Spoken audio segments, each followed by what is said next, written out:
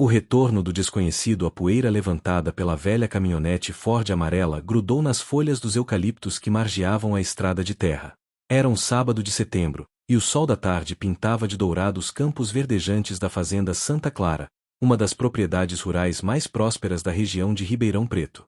Joaquim Pereira desceu do veículo com dificuldade, suas pernas doloridas protestando contra os quilômetros de estrada esburacada. Aos 73 anos, ele carregava nas costas mais do que apenas o peso da idade.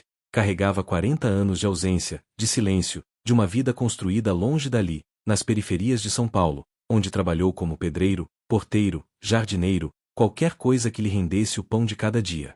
Suas roupas simples, uma camisa xadrez desbotada, calça de ensurrada e botas de couro rachado, contrastavam drasticamente com a elegância rústica da casa grande que se erguia majestosa no centro da propriedade.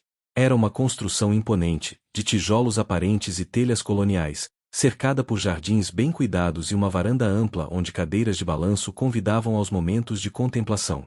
Joaquim respirou fundo, enchendo os pulmões com o ar puro do campo que havia deixado para trás há tanto tempo. O cheiro de terra molhada, de capim fresco e do gado que pastava ao longe trouxe-lhe uma avalanche de memórias. Ali, naquela mesma varanda, ele havia brincado quando criança com seu irmão mais novo, Roberto. Ali, havia ajudado o pai a receber os compradores de gado. Ali, havia sonhado com um futuro que acabou tomando rumos completamente diferentes. Um latido ecoou pelo terreiro, e um cão vira-lata de pelo dourado correu em sua direção, abanando o rabo com entusiasmo. Joaquim sorriu, pelo menos alguém parecia feliz em vê-lo. Oi, amigão, murmurou, acariciando a cabeça do animal. Você deve ser novo por aqui. Eu sou. Bem, eu sou o Joaquim. A porta da casa se abriu com um rangido característico das dobradiças antigas, e uma figura feminina apareceu na varanda. Mônica, a esposa de Roberto, estava irreconhecível. Os cabelos, que Joaquim lembrava castanhos e cacheados, agora eram loiros e lisos, presos em um coque perfeito. Ela usava um vestido floral caro e sapatos de salto que pareciam inadequados para o ambiente rural. Posso ajudá-lo? Perguntou ela, com o tom de quem se dirige a um vendedor ambulante. Joaquim engoliu seco. 40 anos era muito tempo, mas não tanto assim. Mônica, sou eu. Joaquim, o irmão do Roberto. A mulher franziu a testa, como se estivesse tentando processar uma informação impossível. Seus olhos percorreram Joaquim da cabeça aos pés, registrando cada detalhe de sua aparência humilde. Joaquim? Repetiu ela, incrédula. Mas, você não tinha, quer dizer, nós pensávamos, que eu tinha morrido. Completou ele, com um sorriso triste. Não morri, não. Só fui viver longe daqui. Um barulho de passos pesados ecoou no interior da casa, e Roberto apareceu atrás da esposa. Joaquim mal conseguiu reconhecer o irmão mais novo. O menino magro e travesso que ficará em sua memória havia se transformado em um homem corpulento, de barriga proeminente e cabelos grisalhos penteados com gel. Usava uma camisa polo de marca e um relógio dourado que brilhava no pulso. Meu Deus, murmurou Roberto, apoiando-se no batente da porta. Joaquim, é mesmo você? É, Roberto. Sou eu. Os dois irmãos se entreolharam por longos segundos, décadas de distanciamento criando um abismo invisível entre eles. Roberto desceu os degraus da varanda lentamente, como se ainda não conseguisse acreditar no que via. Mas que diabo você tá fazendo aqui? Perguntou, sua voz oscilando entre o espanto e algo que parecia irritação. Vim visitar a família, respondeu Joaquim simplesmente. Soube que o papai morreu há uns anos. Queria ver como vocês estavam. Visitar? Roberto soltou uma risada amarga. 40 anos, Joaquim. 40 anos sem dar notícia, sem mandar nem um cartão de Natal. E agora aparece aqui querendo visitar? Mônica cruzou os braços, observando a conversa com uma expressão de desconforto. Era óbvio que a chegada de Joaquim não estava nos planos dela para aquele fim de semana. Eu sei que faz muito tempo, admitiu Joaquim. Mas eu sou seu irmão, Roberto. Família é família. Família? Roberto riu novamente, mas não havia humor algum no som. Você abandonou esta família quando decidiu ir embora para São Paulo atrás de não sei que sonho maluco. E agora que vê que a coisa aqui tá boa, aparece querendo a sua parte. Não vim atrás de nada, Roberto. Só queria. Só queria o quê? Ver se consegue tirar alguma coisa daqui? Roberto gesticulou em direção à propriedade. Esquece, irmão. Você fez sua escolha lá atrás. Esta fazenda é minha agora. Eu que cuidei dela quando você fugiu. Eu que aguentei o papai doente. Eu que paguei as dívidas. Você não tem direito a nada aqui. Joaquim sentiu como se tivesse levado um soco no estômago. Não era a recepção que esperava, mas tampouco estava completamente surpreso. 40 anos era muito tempo mesmo. Tá bem, disse ele, baixinho. Não vim buscar nada. Só queria matar a saudade. Um carro prateado BMW entrou no terreiro, levantando mais poeira. Dele saíram dois jovens que Joaquim não reconheceu, um rapaz alto e moreno, de uns 30 anos, usando óculos escuros caros e roupas de grife, e uma moça loira, alguns anos mais nova, com o cabelo impecavelmente arrumado e unhas decoradas com pedrarias. Mãe, pai, chegamos! Gritou a moça, caminhando em direção à casa em saltos altíssimos que afundavam na terra do terreiro. Roberto e Mônica trocaram olhares nervosos. Estes são seus sobrinhos, disse Roberto, com evidente relutância. Eduardo e Patrícia. Joaquim sorriu, genuinamente emocionado. A última vez que havia visto os filhos de Roberto, Eduardo tinha 5 anos e Patrícia acabará de nascer. Eduardo! Patrícia! Exclamou ele, abrindo os braços. Como vocês cresceram! Eu sou o tio Joaquim, irmão do seu pai. Eduardo parou bruscamente, tirando os óculos para observar melhor o homem à sua frente. Patrícia fez uma careta de desgosto. Tio? Perguntou Eduardo, olhando para os pais. Que tio? É o irmão do seu pai, explicou Mônica, com um suspiro pesado.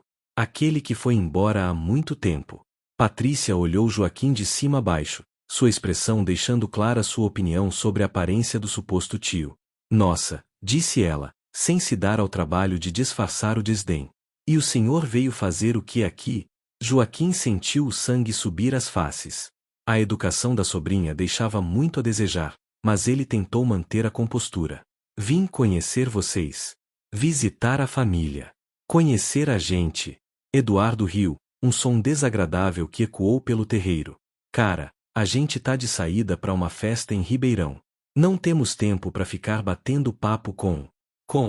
Ele hesitou, procurando as palavras certas sem soar completamente grosseiro. Com parentes desconhecidos, completou Patrícia, sem a mesma preocupação do irmão. Joaquim olhou para Roberto, esperando algum tipo de intervenção, mas o irmão apenas observava a cena com os braços cruzados. Olha, Joaquim, disse Roberto finalmente. Como você pode ver, hoje não é um bom dia. As crianças têm compromissos, e nós também temos nossas coisas para fazer. Crianças. Eduardo tinha 30 anos e Patrícia 28, mas para Roberto ainda eram crianças. Crianças mimadas que claramente não aprenderam a respeitar os mais velhos. Talvez seja melhor você procurar um hotel na cidade, sugeriu Mônica. Tem alguns bem simpáticos lá. A mensagem era clara, ele não seria convidado a ficar. Joaquim assentiu lentamente, tentando engolir a decepção que ameaçava se transformar em lágrimas. Tá certo, disse ele. Não quero incomodar ninguém. Voltou-se para a caminhonete, mas parou quando Eduardo fez um comentário para a irmã, sem se preocupar em baixar a voz. Olha só o carro do cara. Deve ter uns 20 anos esse treco. Pelo menos, concordou Patrícia. E essas roupas, meu Deus, parece que saiu de um brechó. Vocês acham que ele veio atrás de herança? Perguntou Eduardo. Com certeza, respondeu a irmã. Esses parentes pobres sempre aparecem quando veem que a família prosperou. Joaquim parou com a mão na maçaneta da caminhonete. As palavras dos sobrinhos doíam mais do que havia imaginado possível. Voltou-se para eles, sua voz saindo mais firme do que se sentia por dentro. Eu posso ser pobre, disse ele. Mas pelo menos tenho educação. Eduardo e Patrícia o encararam com surpresa. Evidentemente, não esperavam que ele revidasse. Com licença, disse Eduardo, inflando o peito. Você que invadiu nossa propriedade. Não invadi nada, interrompeu Joaquim. Esta fazenda também foi minha casa um dia. Nasci aqui, cresci aqui. Tenho tanto direito de estar aqui quanto vocês. Ah é? Patrícia riu, um som estridente. E onde estava esse direito nos últimos 40 anos? Roberto se aproximou, claramente desconfortável com o rumo da conversa. Chega, disse ele. Joaquim, melhor você ir embora mesmo. Não queremos confusão aqui. Joaquim olhou para o irmão, para a cunhada, para os sobrinhos. 4 pares de olhos o observavam com uma mistura de desconforto, irritação e desprezo.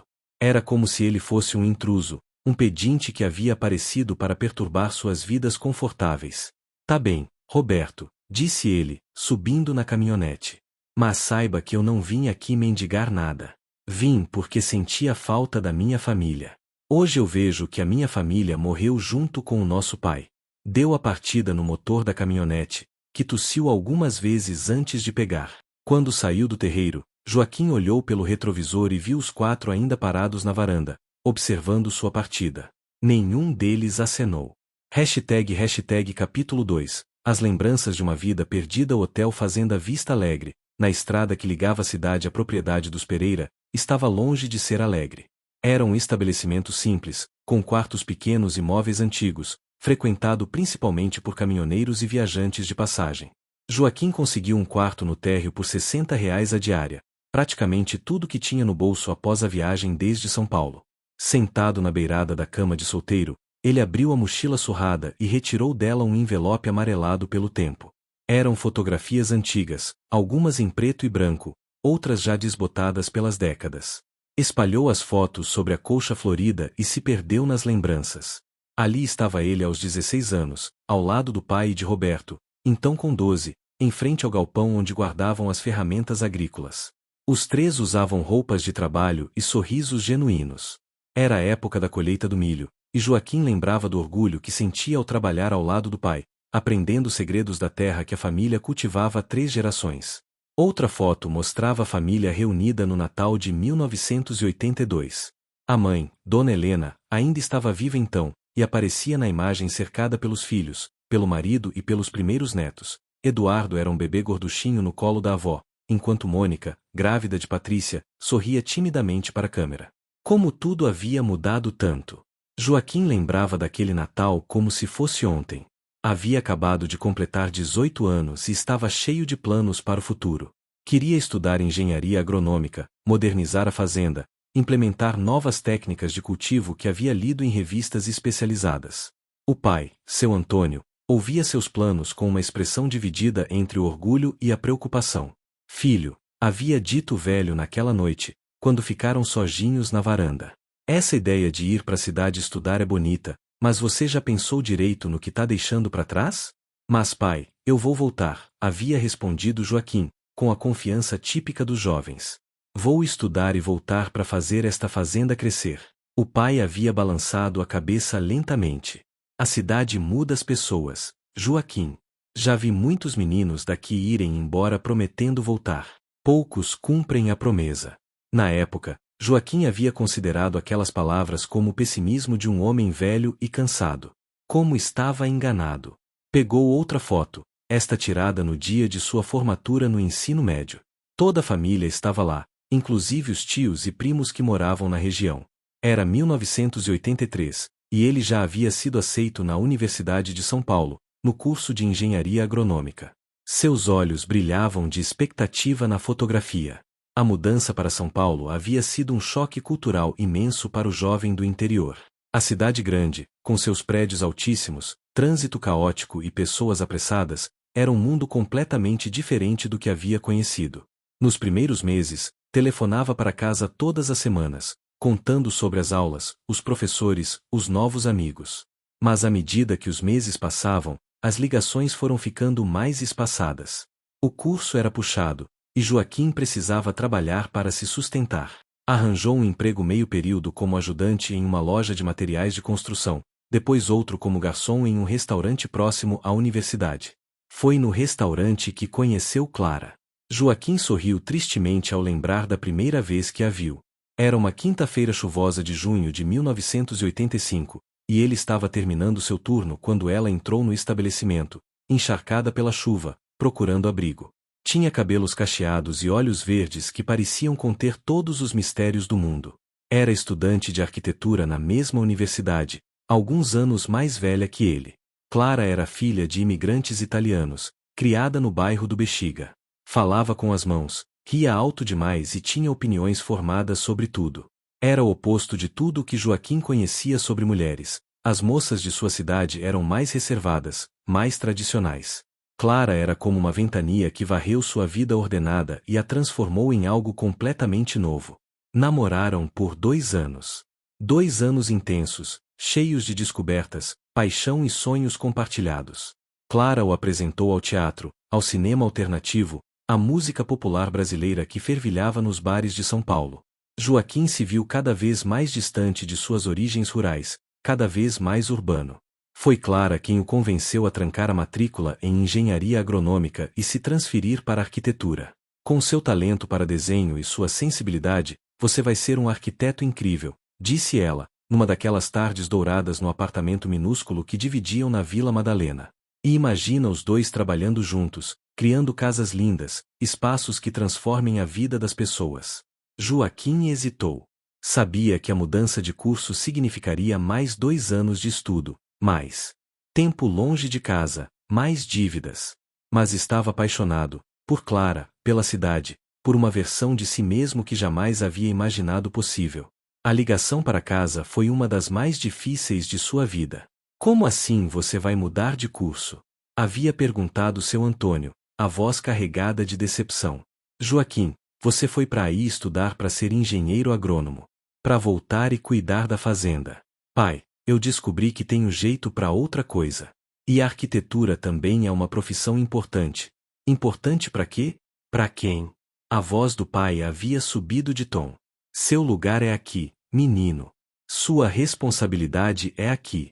A conversa havia terminado mal, com seu Antônio desligando o telefone bruscamente. Roberto, que assumirá mais responsabilidades na fazenda durante a ausência do irmão mais velho, havia ligado alguns dias depois.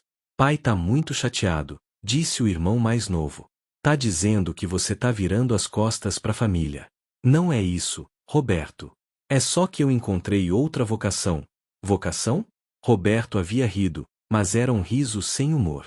Joaquim, você tem vocação é para ser fazendeiro. Nasceu para isso. Tá deixando outras coisas confundirem sua cabeça. Outras coisas. Roberto se referia a Clara, Joaquim sabia. A família nunca havia aceitado bem o namoro com a paulista. Os anos seguintes foram de crescente distanciamento. As ligações para casa se tornaram mensais, depois esporádicas. Joaquim se formou em arquitetura em 1990, mas o mercado de trabalho estava difícil. A economia brasileira atravessava uma crise severa, e poucos investiam em construção civil. Clara arranjou uma bolsa de estudos para fazer mestrado em Barcelona. A proposta era tentadora, 2 anos na Europa, estudando arquitetura sustentável, descobrindo novas tendências. Ela queria que Joaquim fosse junto. A gente pode casar, ir juntos, disse ela, numa tarde de domingo em que caminhavam pelo Parque Ibirapuera. Imagine a experiência que vamos ter. E quando voltarmos, estaremos preparados para revolucionar a arquitetura brasileira. Joaquim estava empolgado com a ideia, mas sabia que precisava conversar com a família primeiro. Afinal, ia ficar ainda mais tempo longe, e as coisas já não estavam bem entre eles. Voltou para a fazenda em dezembro de 1990, pela primeira vez em 3 anos. O impacto foi brutal. A propriedade estava visivelmente deteriorada. A casa precisava de pintura, alguns equipamentos estavam quebrados, e havia uma pilha de contas em atraso sobre a mesa da cozinha. Seu pai havia envelhecido dramaticamente. Os cabelos, que Joaquim lembrava pretos e abundantes, agora eram brancos e ralos. O homem que em sua memória era forte como um touro parecia ter encolhido, curvado pelo peso dos anos e das preocupações. A coisa tá difícil, filho, admitiu seu Antônio, numa noite em que ficaram conversando na varanda. O Roberto tá fazendo o que pode, mas é muito trabalho para um homem só. E eu já não tenho mais a força de antes. Joaquim sentiu um aperto no peito. Pela primeira vez em anos, considerou seriamente a possibilidade de desistir de tudo e ficar. Pai, eu posso. Pode o quê? O velho o interrompeu. Largar sua vida na cidade? Sua namorada? Seus planos? Era uma pergunta carregada de amargura, mas também de uma espécie de resignação. Seu Antônio havia desistido de esperar que o filho mais velho assumisse suas responsabilidades. Se você quiser que eu fique, começou Joaquim. Não quero mais nada, disse o pai, levantando-se da cadeira de balanço. Você já fez suas escolhas, Joaquim. Viva com elas. E entrou em casa, deixando o filho sozinho na varanda, sob o céu estrelado que conhecia desde a infância. Joaquim passou o Natal de 1990 na fazenda, mas foi um período tenso e melancólico. Roberto mal falava com ele, concentrado em seus afazeres.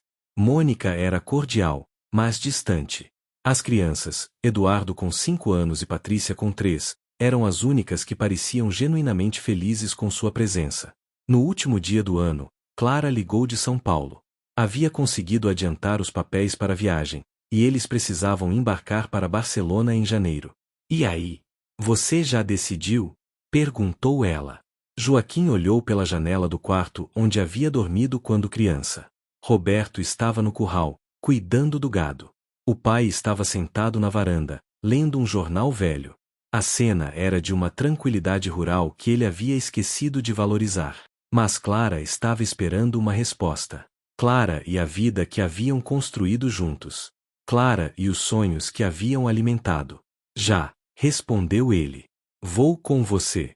Foi a última vez que falou com a família por 4 anos. Capítulo 3. O preço do orgulho. Barcelona havia sido tudo que Clara prometera e mais. A cidade pulsava com uma energia única, misturando história milenar com a arquitetura contemporânea ousada. Joaquim se encantou com as obras de Gaudí, passou horas estudando cada detalhe da Sagrada Família, percorreu todos os cantos do Parque Güell. O programa de mestrado era intenso, mas recompensador. Joaquim descobriu um talento natural para a arquitetura sustentável, desenvolvendo projetos que integravam construção e natureza de maneiras inovadoras. Seus professores elogiavam sua sensibilidade para criar espaços que respiravam, que dialogavam com o ambiente ao redor. Clara estava radiante. O relacionamento deles, alimentado pela novidade constante e pela paixão compartilhada pelos estudos, floresceu como nunca. Falavam de planos ambiciosos para quando voltassem ao Brasil, abrir um escritório conjunto, revolucionar o conceito de arquitetura residencial, talvez escrever livros sobre suas descobertas. Mas no fundo de sua mente, Joaquim carregava sempre uma sombra de culpa. Nas noites insones de inverno europeu, pensava na fazenda, no pai envelhecido, no irmão sobrecarregado de trabalho. Chegou a escrever algumas cartas, mas nunca as enviou. O que poderia dizer? Como explicar que havia escolhido seus sonhos pessoais em detrimento da responsabilidade familiar? Em 1993, recebeu uma ligação que mudou tudo. Era Mônica quem estava do outro lado da linha, a voz embargada de lágrimas. Joaquim, você precisa voltar. Seu pai, ele teve um derrame. O mundo desabou ao redor dele. Pegou o primeiro voo disponível para São Paulo, deixando Clara e os estudos para trás. Durante as longas horas de viagem, rezou como não rezava desde a infância, barganhando com Deus por mais tempo com o pai. Quando chegou ao hospital em Ribeirão Preto, era tarde demais. Seu Antônio havia morrido na madrugada anterior, enquanto Joaquim estava a milhares de quilômetros de distância, preocupado com projetos arquitetônicos. O velório foi uma tortura. Roberto mal conseguia olhar para ele, e quando fazia, seus olhos eram 2 brasas de ressentimento. Onde você estava quando ele precisava? Perguntou o irmão mais novo, depois que todos os visitantes haviam ido embora e eles ficaram sozinhos no necrotério. Onde você estava nos últimos 3 anos, Joaquim? Roberto, eu não sabia que ele estava doente. Não sabia porque não quis saber. Explodiu Roberto.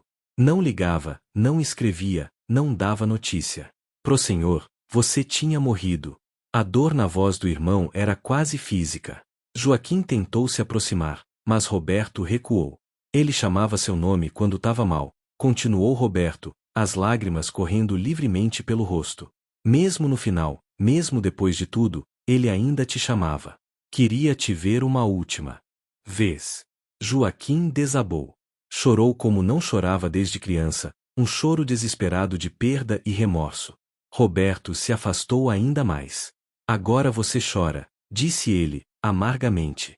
Agora, quando não adianta mais nada. O enterro foi numa manhã chuvosa de março. A cidade toda compareceu. Seu Antônio era respeitado e querido por todos. Joaquim carregou o caixão junto com Roberto e os primos, sentindo o peso não apenas do corpo do pai, mas de todos os anos perdidos, de todas as palavras não ditas. No cemitério, enquanto o padre fazia as orações finais, Joaquim jurou em silêncio que ficaria, que assumiria suas responsabilidades, que cuidaria da fazenda, que ajudaria Roberto. Era a única forma de honrar a memória do pai. Mas quando voltou para a fazenda, descobriu que havia perdido também essa possibilidade.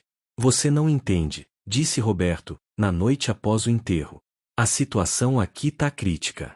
As dívidas se acumularam, perdemos 2 contratos importantes, tive que vender parte do gado. Mal conseguimos manter a propriedade funcionando. Então é ainda mais importante que eu fique. Podemos trabalhar juntos, reconstruir, juntos? Roberto riu, mas era um riso sem alegria. Joaquim, você não entende. Não tem mais juntos. Você fez suas escolhas. Eu fiz as minhas. Cuidei do pai sozinho, segurei a barra sozinho, e vou continuar sozinho. Roberto, eu sei que errei. Sei que fui egoísta. Mas agora quero consertar as coisas. Agora é tarde, disse o irmão, com uma frieza que gelou o sangue de Joaquim. Você teve anos para consertar. Teve chances de ser um filho, de ser um irmão. Escolheu ser outra coisa. A discussão se estendeu pela madrugada. Roberto estava irredutível, não queria a ajuda de Joaquim, não confiava nele, não acreditava que ele ficaria. E, para ser honesto, havia razão em suas desconfianças. Clara ligava todos os dias de Barcelona, preocupada com a ausência prolongada do namorado. Os estudos estavam sendo prejudicados, os professores estavam cobrando sua presença. Havia prazos a cumprir, projetos a entregar. Joaquim, eu entendo sua dor, disse ela numa ligação particularmente difícil. Mas você não pode jogar nossa vida fora por causa de brigas familiares antigas. Seu pai não ia querer que você sacrificasse seu futuro. Era a verdade. Seu Antônio sempre havia incentivado os filhos a estudarem, a buscarem seus sonhos. Mas isso não tornava a situação menos dolorosa. Depois de 2 semanas de discussões estéreis com Roberto, de madrugadas insones pensando no que fazer, Joaquim tomou uma decisão que o assombraria pelo resto da vida. Voltou para Barcelona. Na manhã de sua partida, encontrou Roberto cuidando do gado no curral. O irmão mais novo nem levantou os olhos quando ele se aproximou. Vou voltar para a Europa, disse Joaquim. Mas quero que você saiba que isso não significa que não me importo com vocês. Roberto continuou seu trabalho em silêncio. Vou terminar meus estudos, e daí volto. A gente pode conversar com mais calma, sem a dor da perda tão fresca. Não volta, não, disse Roberto, finalmente levantando os olhos. E sabe por que eu tenho certeza? Porque se fosse para voltar, você já teria ficado. Foram as últimas palavras que os irmãos trocaram por 40 anos. #hashtag uma vida. O peso dos últimos anos, os anos que se seguiram à tentativa fracassada de reconciliação, foram os mais difíceis da vida de Joaquim. A rejeição de Roberto havia reaberto todas as feridas que ele pensava terem cicatrizado, e por meses se sentiu como um homem sem identidade, sem família, sem lugar no mundo. A construção solidária continuava crescendo, atendendo cada vez mais famílias carentes, mas Joaquim executava o trabalho de forma mecânica, sem a paixão que havia caracterizado os primeiros anos do projeto. Seu Manuel notava a mudança e tentava animá-lo, mas sabia que algumas dores precisam ser vividas até o fim para serem superadas. Em 2010, aos 45 anos, Joaquim sofreu um pequeno infarto. Nada grave, segundo os médicos, mas um sinal de alerta de que o estresse e a tristeza estavam cobrando seu preço no corpo. Passou uma semana internado, tempo suficiente para refletir sobre sua vida e suas escolhas. Foi seu Manuel quem ficou ao seu lado durante a internação, dormindo numa cadeira desconfortável ao lado da cama hospitalar, cuidando dele como um pai cuidaria de um filho. Por que você faz isso? Perguntou Joaquim numa noite, quando os remédios o deixavam mais emotivo. Por que cuida de mim assim? Seu Manuel sorriu, ajeitando o cobertor sobre o amigo. Porque você é a família que eu escolhi ter, respondeu simplesmente. E família a gente não abandona. As palavras do velho operário tocaram Joaquim profundamente. Ele havia passado tantos anos lamentando a família que perderá, que não havia percebido a família que ganhará. Seu Manuel, Dona Francisca da pensão, os colegas da construção solidária, as famílias que haviam ajudado ao longo dos anos. Todos eles formavam uma rede de afeto e apoio que valia tanto quanto qualquer laço de sangue. A partir dali, Joaquim começou a reconstruir sua vida emocional. Não abandonou a esperança de um dia se reconciliar com Roberto, mas parou de permitir que essa esperança o impedisse de ser feliz no presente. Em 2012, a Construção Solidária foi reconhecida pela Prefeitura de São Paulo como uma das organizações mais eficazes na área de habitação popular. Joaquim foi convidado a dar palestras em universidades, participar de congressos de arquitetura, compartilhar sua experiência de quase 2 décadas trabalhando com as comunidades mais carentes da cidade. Era estranho ser reconhecido como especialista em algo que havia começado quase por acaso, movido mais pelo desespero existencial do que por uma vocação clara. Mas com o tempo, Joaquim percebeu que talvez tivesse encontrado seu verdadeiro propósito na vida, não a arquitetura glamourosa que havia estudado em Barcelona, mas a arquitetura solidária que transformava vidas concretas. Em 2015, seu Manuel começou a dar sinais de que a idade avançada estava cobrando seu preço. Aos 70 anos, o velho operário mantinha a mesma disposição para o trabalho, mas sua saúde estava fragilizada por décadas de trabalho pesado e uma vida sem cuidados médicos regulares. Joaquim insistiu para que o amigo fizesse exames completos, e os resultados foram preocupantes: diabetes avançada, hipertensão, início de problemas cardíacos. Era hora de parar de trabalhar e cuidar da saúde. Não sei o que vou fazer parado, reclamou seu Manuel, quando Joaquim sugeriu que ele se aposentasse. Trabalho desde os 7 anos de idade. Não sei viver sem trabalhar. Você não vai ficar parado, respondeu Joaquim. Vai me ajudar a organizar a parte administrativa da construção solidária. Vai cuidar dos papéis, do atendimento, das coisas que não exigem esforço físico. Era uma forma carinhosa de manter o amigo ocupado sem sobrecarregá-lo fisicamente. Seu Manuel aceitou a proposta, sabendo que Joaquim estava tentando cuidar dele da mesma forma que ele havia cuidado de Joaquim durante tantos anos. Em 2018, chegou uma notícia que abalou completamente o mundo de Joaquim. Era Dona Eunice, a vizinha da fazenda, ligando com a voz embargada de tristeza. Joaquim, meu filho, tenho uma notícia triste para dar, disse ela. Seu irmão Roberto, ele teve um acidente. O coração de Joaquim parou. Que tipo de acidente? Ele estava consertando o telhado do estábulo quando a escada escorregou. Caiu de uns 3 metros de altura. Tá internado em estado grave. Joaquim não pensou 2 vezes. Cancelou todos os compromissos, pediu para seu Manuel cuidar da construção solidária em sua ausência, e pegou o primeiro ônibus para Ribeirão Preto. Durante a viagem, 1000 pensamentos passaram por sua cabeça. E se Roberto morresse? E se ele nunca tivesse a chance de pedir perdão adequadamente? E se as últimas palavras entre eles fossem aquela conversa amarga de 2007? Chegou ao hospital no meio da madrugada. Roberto estava na UTI, sedado, com múltiplas fraturas e uma concussão grave. Os médicos eram cautelosos sobre o prognóstico. As próximas 48 horas seriam decisivas. Mônica estava na sala de espera, visivelmente envelhecida pelos anos e pelo estresse da situação. Quando viu Joaquim, seus olhos se arregalaram de surpresa. Joaquim? Mas como? Quem te avisou? Dona Eunice. Como ele está?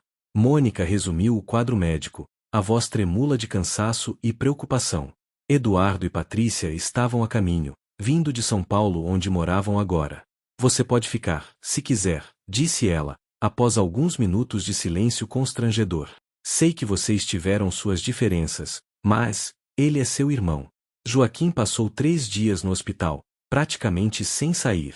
Dormia nas cadeiras da sala de espera, comia sanduíches da lanchonete, mantinha vigília constante. Mônica ficou surpresa com sua dedicação. Talvez esperasse que ele aparecesse apenas para cumprir protocolo e fosse embora. Eduardo e Patrícia chegaram no segundo dia. Joaquim os reconheceu apenas pelos traços familiares. Eram adultos agora, com suas próprias vidas, suas próprias preocupações. Cumprimentaram o tio com educação fria, mas sem hostilidade aberta. No terceiro dia, Roberto despertou da sedação. Joaquim estava sozinho na sala de espera quando o médico veio dar a notícia. Mônica havia ido para casa tomar um banho, e os filhos estavam resolvendo questões práticas relacionadas ao acidente. Ele está consciente e pedindo para falar com o irmão, disse o médico. Mas mantenham a conversa breve. Ele ainda está muito debilitado. Joaquim entrou na UTI com o coração na garganta. Roberto estava conectado a diversos aparelhos, o rosto machucado e inchado, mas os olhos estavam alertas. Joaquim, murmurou ele, com dificuldade. Você veio. Claro que vim, respondeu Joaquim, aproximando-se da cama. Como você está se sentindo? Como quem caiu de um telhado. Roberto tentou sorrir, mas a dor não permitiu. Escuta, eu preciso te falar uma coisa. Não precisa falar nada agora. Você precisa se recuperar. Não, preciso sim, insistiu Roberto. Joaquim, eu fui muito duro com você naquele dia. Em 2007. Você veio pedir desculpas, e eu não soube perdoar. Joaquim sentiu os olhos marejarem. Roberto, você tinha todo o direito de estar magoado. Tinha, sim. Mas também tinha o dever de ser seu irmão. E não fui. Os dois ficaram em silêncio por alguns instantes, apenas ouvindo o som dos aparelhos médicos. Quando eu estava desacordado, continuou Roberto, sonhei com o papai. Ele estava bravo comigo. Disse que eu transformei o coração em pedra, que esqueci que família é a coisa mais importante do mundo. Roberto, deixa eu terminar, pediu o irmão. Eu prosperai, Joaquim. A fazenda cresceu, tenho dinheiro, os filhos são formados, tenho netos lindos. Mas sabe o que eu não tenho? Não tenho meu irmão. E isso me fez um homem incompleto todos esses anos. Joaquim não conseguia mais segurar as lágrimas.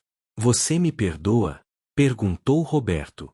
Me perdoa por ter sido orgulhoso demais para aceitar seu pedido de desculpas? Eu que peço perdão, Roberto. Por ter abandonado você, por ter faltado com minhas responsabilidades.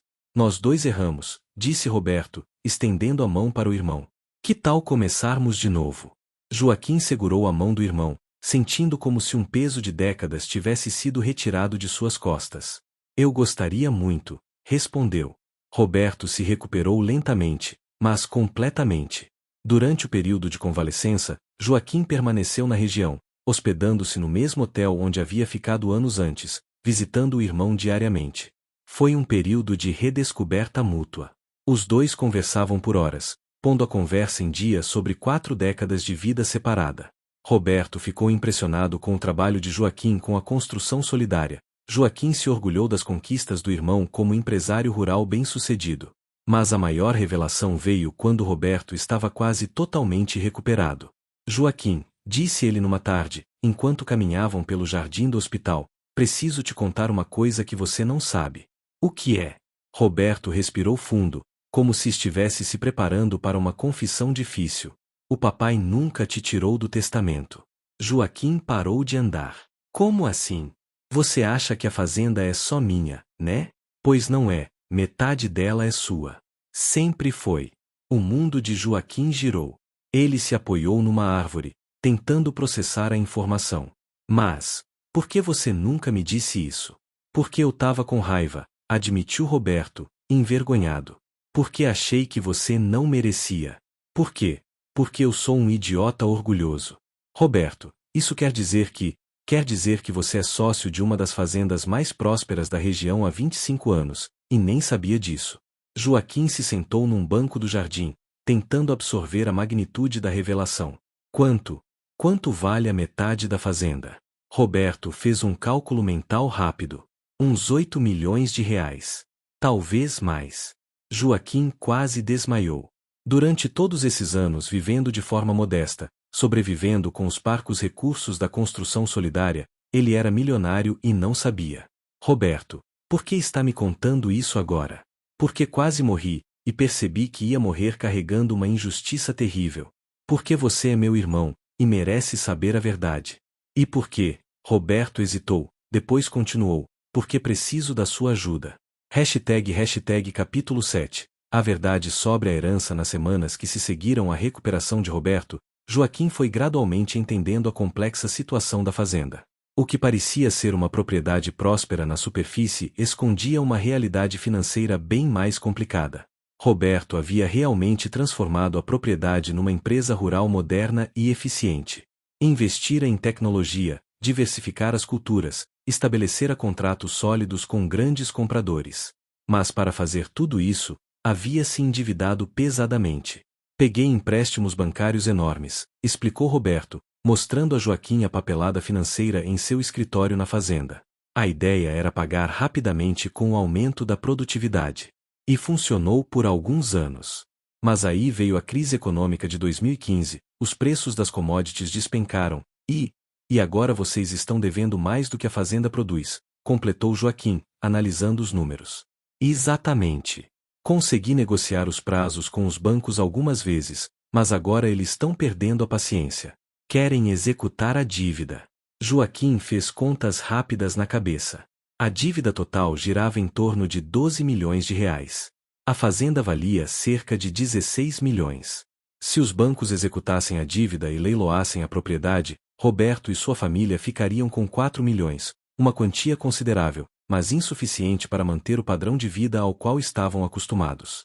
E qual é o prazo final? 6 meses, respondeu Roberto, sombriamente. Se eu não conseguir quitar pelo menos metade da dívida em 6 meses, eles executam tudo. Por isso você estava no telhado do estábulo. Estava tentando economizar dinheiro fazendo os reparos você mesmo. Roberto assentiu, envergonhado. Não podia mais pagar pedreiro para tudo.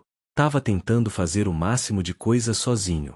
Joaquim ficou em silêncio por alguns minutos, analisando a situação.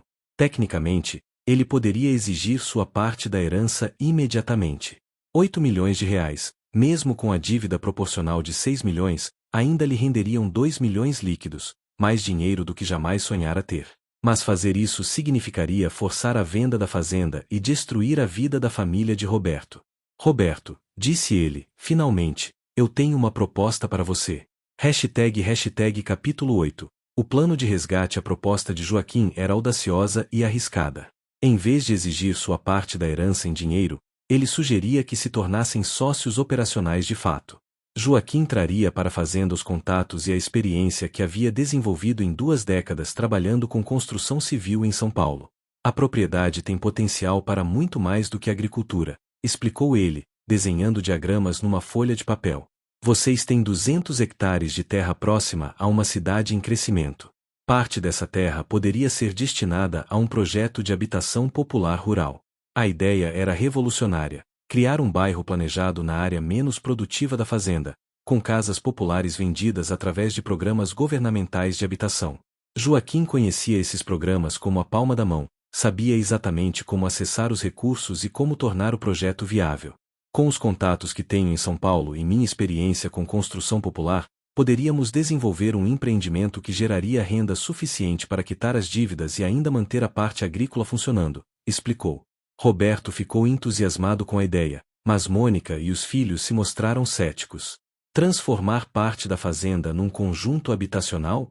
Disse Eduardo, durante uma reunião familiar. Isso vai desvalorizar toda a propriedade. Vai desvalorizar mais se os bancos tomarem tudo, retrucou Joaquim. E por que deveríamos confiar num plano seu? Perguntou Patrícia, com a mesma frieza que havia demonstrado anos antes. Você apareceu aqui agora, depois de 40 anos sumido, e quer mexer em tudo? Joaquim respirou fundo, tentando manter a calma. Porque eu sou dono de metade desta fazenda, respondeu, simplesmente. A revelação causou um silêncio constrangedor. Eduardo e Patrícia trocaram olhares de surpresa e preocupação. Como assim você é dono de metade da fazenda? Perguntou Eduardo. Roberto explicou a situação da herança, admitindo que havia omitido a informação durante todos esses anos. A reação dos filhos foi imediata e furiosa. Pai, como você pôde fazer isso? Explodiu Patrícia. Esconder uma informação dessas da família? Eu tava com raiva, começou Roberto. Com raiva? Interrompeu Eduardo. Pai, você mentiu para a gente durante décadas. A gente sempre achou que esta fazenda seria nossa herança integral. E agora descobre que metade pertence a um tio que a gente mal conhece. Joaquim se sentiu desconfortável com a direção da conversa, mas sabia que era inevitável. Olhem, disse ele, eu entendo o choque de vocês. Mas o fato é que a situação é esta. Eu sou dono de metade da fazenda, vocês estão endividados, e temos 6 meses para encontrar uma solução. Podemos brigar sobre o passado, ou podemos trabalhar juntos para salvar a propriedade. Ou você pode simplesmente vender sua parte e ir embora com seu dinheiro, sugeriu Patrícia, amargamente. Posso, admitiu Joaquim. Mas se eu fizer isso, vocês vão perder a fazenda do mesmo jeito. A diferença é que, do meu jeito, todo mundo ganha. A discussão se estendeu por horas, com acusações, ressentimentos antigos à tona, e muita desconfiança mútua. Mas no final, a matemática era inexorável. Ou tentavam o plano de Joaquim, ou perdiam tudo. Eduardo e Patrícia concordaram relutantemente em dar uma chance ao tio, mas deixaram claro que não confiavam nele e que estariam observando cada movimento. #hashtag capítulo 9. O retorno do filho pródigo. Joaquim voltou para São Paulo com uma missão clara: organizar todos os aspectos legais e financeiros do projeto habitacional. Precisava de advogados especializados em direito imobiliário, engenheiros para os projetos técnicos, e contatos no governo para acessar os programas de habitação popular. Seu Manuel ouviu o relato da situação com sua sabedoria característica. Então você virou um homem rico da noite para o dia, comentou, sorrindo. No papel, sim. Na prática, a coisa é mais complicada. E você vai mesmo se mudar para a fazenda? Joaquim havia pensado nisso durante a viagem de volta. Para o projeto dar certo, ele precisaria estar presente, supervisionando cada etapa. Significava deixar São Paulo, deixar a construção solidária, deixar a vida que havia construído nas últimas 2 décadas. Por quanto tempo? Perguntou seu Manuel. Não sei. Talvez definitivamente. O velho operário ficou em silêncio por alguns minutos. Você sabe que eu apoio qualquer decisão sua, disse, finalmente. Mas não pode esquecer do que construiu aqui. A construção solidária ajudou centenas de famílias. Isso tem valor também. Era a verdade. Joaquim estava dividido entre a responsabilidade familiar que havia redescoberto e o compromisso social que havia assumido em São Paulo. A solução veio de forma inesperada. Durante uma reunião com os arquitetos e engenheiros que trabalhariam no projeto da fazenda, um dos profissionais sugeriu algo que não havia ocorrido a Joaquim. Por que não transformar isso numa empresa maior? Disse Marcos, um jovem arquiteto que havia trabalhado com Joaquim em vários projetos da construção solidária. Você tem experiência em habitação popular urbana, agora vai ter experiência em habitação rural. Por que não criar uma empresa que atue nos 2 segmentos? A ideia era brilhante. Em vez de abandonar a construção solidária, Joaquim poderia expandi-la, criando uma divisão rural que usaria a fazenda como projeto piloto. Se desse certo, poderiam replicar o modelo em outras propriedades rurais do interior de São Paulo. Seria a primeira empresa do país especializada em habitação popular rural, disse Marcos, empolgado. Tem potencial para revolucionar o conceito de desenvolvimento urbano no interior. Joaquim sentiu uma empolgação que não sentia há anos. Era como se todas as experiências de sua vida, a formação em arquitetura, a experiência europeia, o trabalho com comunidades carentes, e agora a oportunidade na fazenda, estivessem convergindo para um projeto maior. Passou os 3 meses seguintes mergulhado em planejamento. Desenhou os projetos das casas populares rurais, estudou a legislação municipal, negociou com órgãos governamentais, organizou a estrutura empresarial que permitiria tocar o projeto. Seu Manuel acompanhava tudo com interesse e preocupação. Você está apostando todas as fichas nesse projeto, observou ele. E se não der certo? Se não der certo, perco a chance de recuperar minha família, respondeu Joaquim. E se der certo, ganho uma família e ainda ajudo muitas outras famílias a terem casa própria. E os seus sobrinhos? Eles estão colaborando? Joaquim suspirou.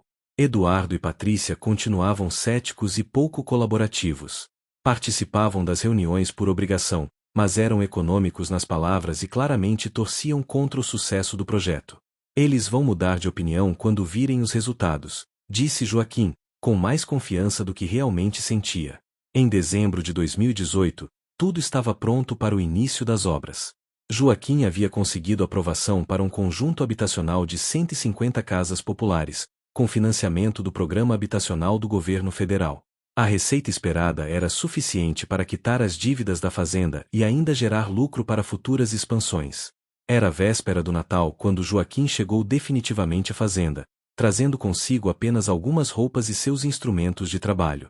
Seu Manuel, agora com 75 anos, mas ainda ativo, havia decidido acompanhá-lo. Quero ver com meus próprios olhos esse milagre que você vai fazer, disse o velho operário. A chegada de Joaquim causou reações mistas na família.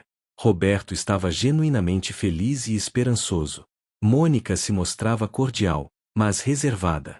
Eduardo e Patrícia mal disfarçavam a irritação com a presença constante do tio na fazenda. Agora a casa é dele também, murmurou Patrícia para o irmão, numa conversa que Joaquim não deveria ter ouvido. Daqui a pouco ele vai estar mandando em tudo aqui. Se o projeto der errado, ele vai ter perdido o dinheiro dele também, respondeu Eduardo. Pelo menos nisso podemos confiar. Joaquim tentou ignorar a hostilidade do sobrinho e se concentrar no trabalho. As primeiras semanas foram dedicadas à preparação do terreno e contratação das equipes de construção. Ele trouxe alguns operários de São Paulo, mas fez questão de contratar também trabalhadores da região, gerando emprego local. Para sua surpresa, o projeto despertou interesse e simpatia na cidade. O prefeito local fez questão de comparecer ao lançamento da primeira pedra, elogiando a iniciativa e prometendo apoio municipal. É exatamente esse tipo de projeto que nossa região precisa, disse o prefeito, num discurso que foi capa do jornal local. A habitação digna no campo, evitando o êxodo rural e fortalecendo a economia regional. A repercussão positiva na mídia local começou a mudar a percepção de alguns familiares sobre o projeto. Mônica ficou orgulhosa de ver o nome da família associado a uma iniciativa socialmente relevante. Mas Eduardo e Patrícia continuavam irredutíveis em seu ceticismo. #, capítulo 10. O teste do tempo. Os primeiros 6 meses de 2019 foram frenéticos. Joaquim praticamente morava no canteiro de obras, supervisionando cada detalhe da construção. Havia contratado uma construtora local para executar o projeto, mas fazia questão de acompanhar tudo pessoalmente. Seu Manuel se revelou um coordenador nato, organizando os operários, controlando materiais, resolvendo pequenos problemas do dia a dia. Apesar da idade avançada, o velho trabalhador parecia ter rejuvenescido com a responsabilidade. É bom ter trabalho de novo, disse ele para Joaquim numa tarde, enquanto observavam o progresso das construções. Tava me sentindo inútil em São Paulo. O projeto habitacional começou a tomar forma rapidamente. As casas eram simples, mas bem planejadas: 2 quartos, sala, cozinha, banheiro e um pequeno quintal. Cada unidade custava cerca de R$60 mil para construir, mas seria vendida por R$80 mil através do financiamento popular, gerando uma margem que permitiria quitar as dívidas da fazenda. Em julho de 2019, as primeiras famílias começaram a se mudar para o novo bairro. Era emocionante ver crianças brincando nos quintais, mulheres estendendo roupa nos varais, homens voltando do trabalho para suas casas próprias. Joaquim se lembrou das palavras de Clara, anos atrás, sobre fazer arquitetura que transformasse vidas. Finalmente estava conseguindo concretizar esse sonho. A repercussão do sucesso inicial do projeto começou a atrair interesse de outros municípios. Prefeitos da região procuravam Joaquim para discutir projetos similares em suas cidades. Jornalistas vinham documentar a experiência.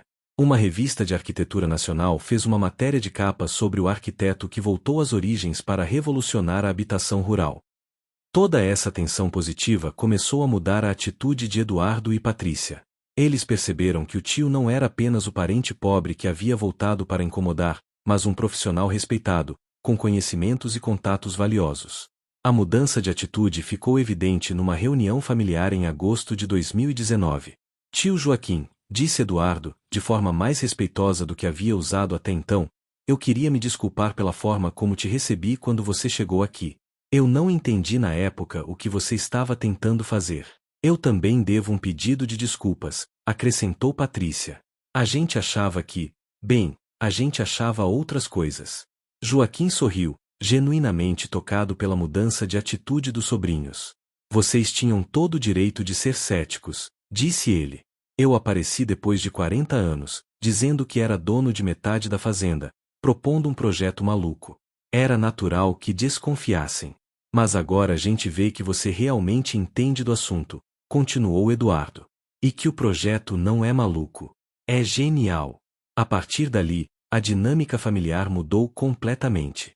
Eduardo e Patrícia começaram a se interessar genuinamente pelo projeto, fazendo sugestões, ajudando na administração, participando das reuniões com clientes e autoridades. Roberto observava tudo com satisfação crescente. Ver os filhos finalmente aceitando e respeitando o irmão era uma das maiores alegrias de sua vida. Papai ficaria orgulhoso, disse ele para Joaquim numa noite, enquanto caminhavam pela fazenda depois do jantar. Ver a família unida novamente, trabalhando junta. Você acha que ele nos perdoaria?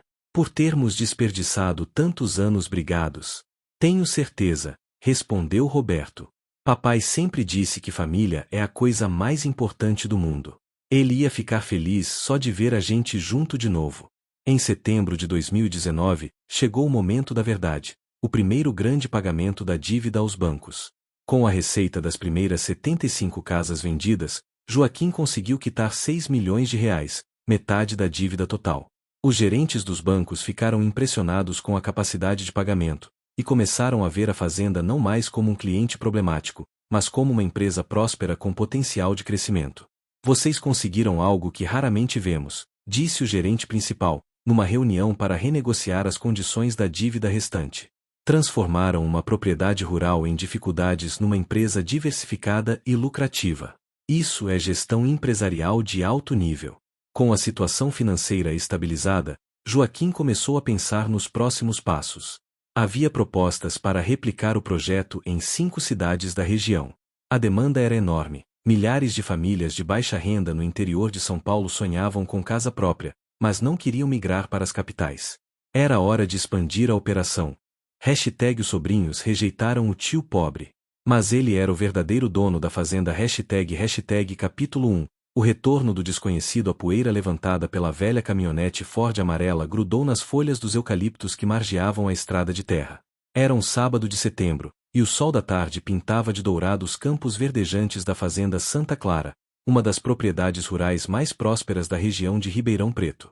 Joaquim Pereira desceu do veículo com dificuldade, suas pernas doloridas protestando contra os quilômetros de estrada esburacada. Aos 73 anos, ele carregava nas costas mais do que apenas o peso da idade. Carregava 40 anos de ausência, de silêncio, de uma vida construída longe dali, nas periferias de São Paulo, onde trabalhou como pedreiro, porteiro, jardineiro, qualquer coisa que lhe rendesse o pão de cada dia.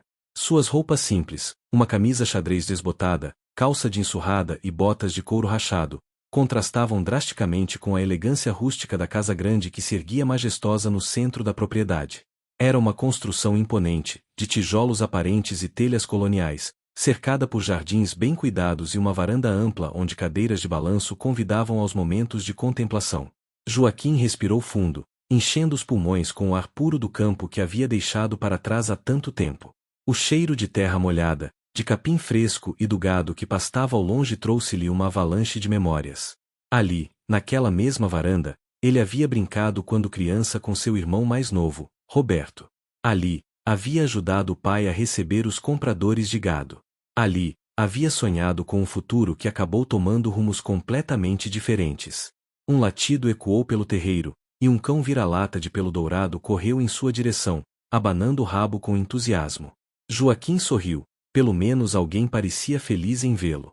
Oi, amigão, murmurou, acariciando a cabeça do animal.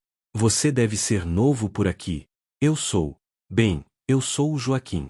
A porta da casa se abriu com um rangido característico das dobradiças antigas, e uma figura feminina apareceu na varanda. Mônica, a esposa de Roberto, estava irreconhecível.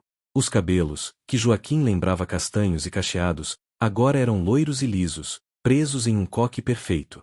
Ela usava um vestido floral caro e sapatos de salto que pareciam inadequados para o ambiente rural. Posso ajudá-lo?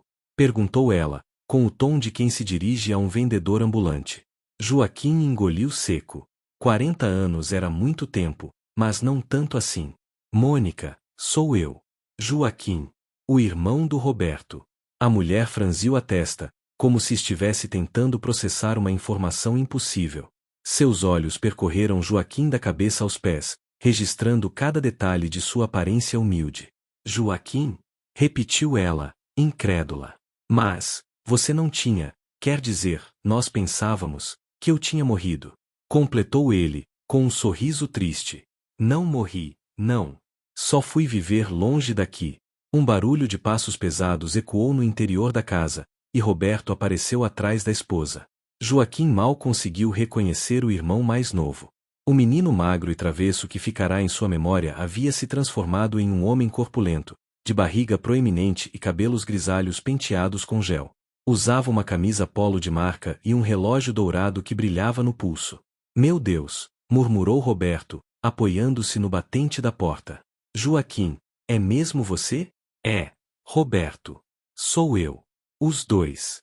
Irmãos se entreolharam por longos segundos, décadas de distanciamento criando um abismo invisível entre eles.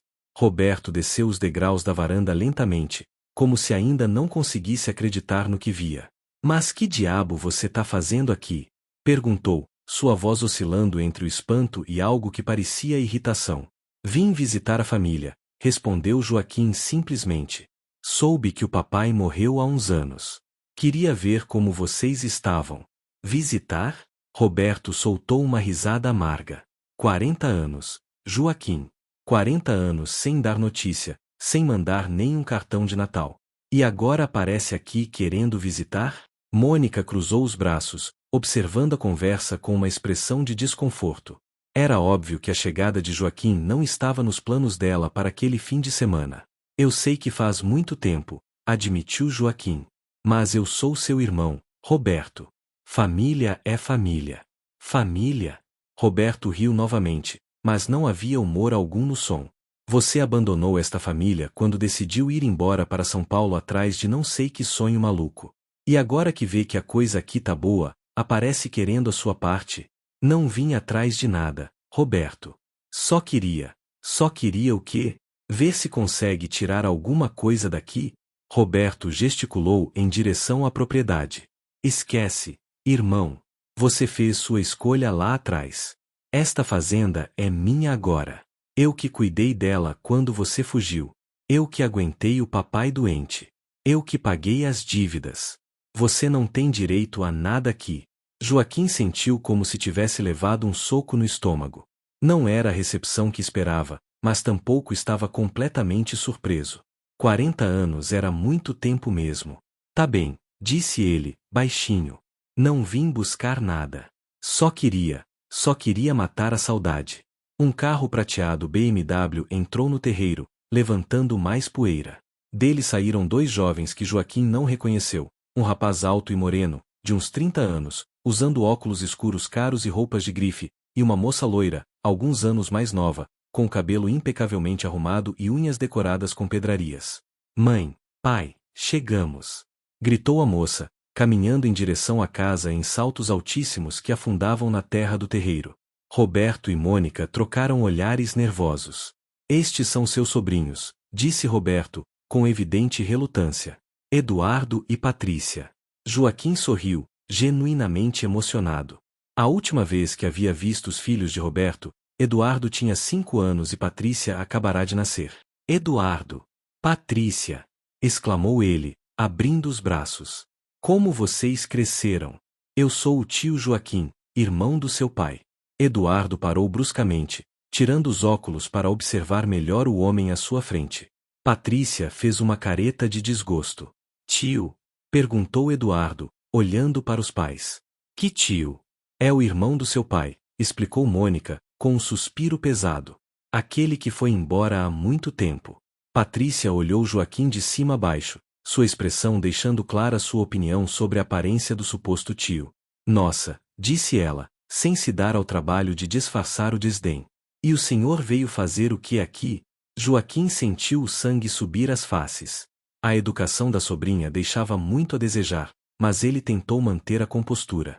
Vim conhecer vocês. Visitar a família. Conhecer a gente. Eduardo riu, um som desagradável que ecoou pelo terreiro. Cara, a gente tá de saída para uma festa em Ribeirão. Não temos tempo para ficar batendo papo com.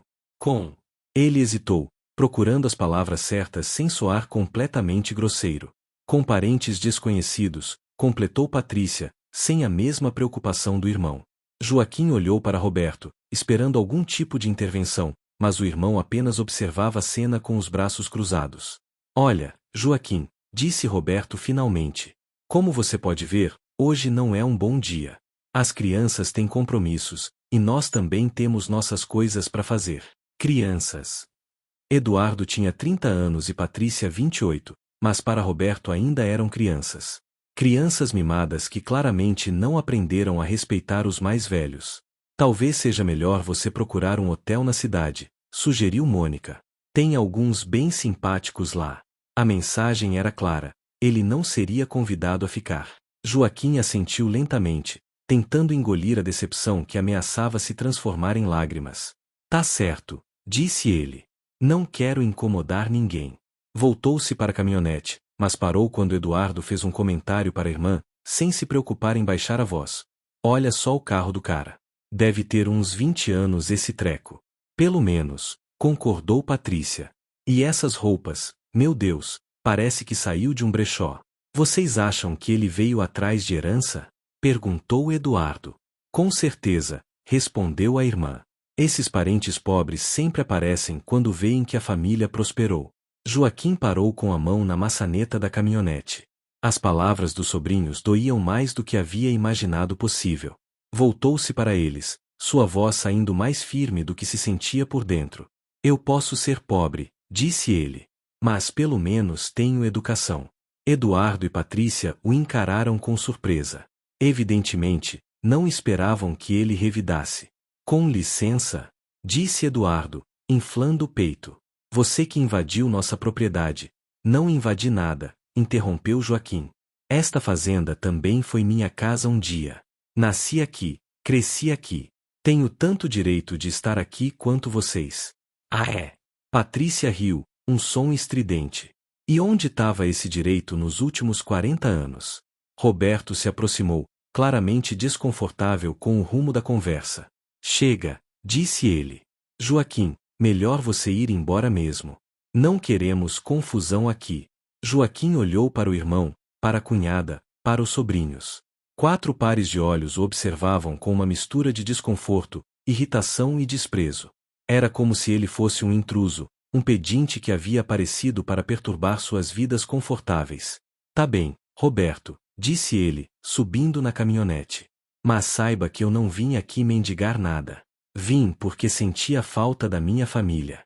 Hoje eu vejo que a minha família morreu junto com o nosso pai. Deu a partida no motor da caminhonete, que tossiu algumas vezes antes de pegar. Quando saiu do terreiro, Joaquim olhou pelo retrovisor e viu os 4 ainda parados na varanda, observando sua partida. Nenhum deles acenou.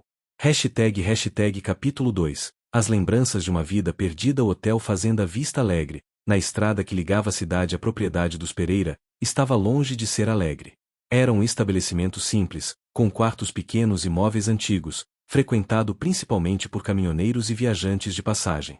Joaquim conseguiu um quarto no térreo por R$ 60 a diária, praticamente tudo que tinha no bolso após a viagem desde São Paulo. Sentado na beirada da cama de solteiro, ele abriu a mochila surrada e retirou dela um envelope amarelado pelo tempo. Eram fotografias antigas, algumas em preto e branco, outras já desbotadas pelas décadas.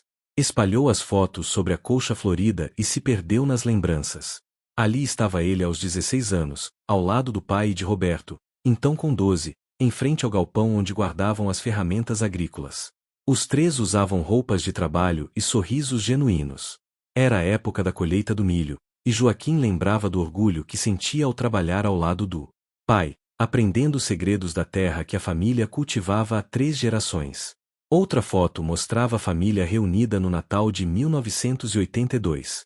A mãe, Dona Helena, ainda estava viva então, e aparecia na imagem cercada pelos filhos, pelo marido e pelos primeiros netos. Eduardo era um bebê gorduchinho no colo da avó, enquanto Mônica, grávida de Patrícia, sorria timidamente para a câmera. Como tudo havia mudado tanto. Joaquim lembrava daquele Natal como se fosse ontem. Havia acabado de completar 18 anos e estava cheio de planos para o futuro. Queria estudar engenharia agronômica, modernizar a fazenda, implementar novas técnicas de cultivo que havia lido em revistas especializadas. O pai, seu Antônio, ouvia seus planos com uma expressão dividida entre o orgulho e a preocupação. Filho, havia dito o velho naquela noite, quando ficaram sozinhos na varanda.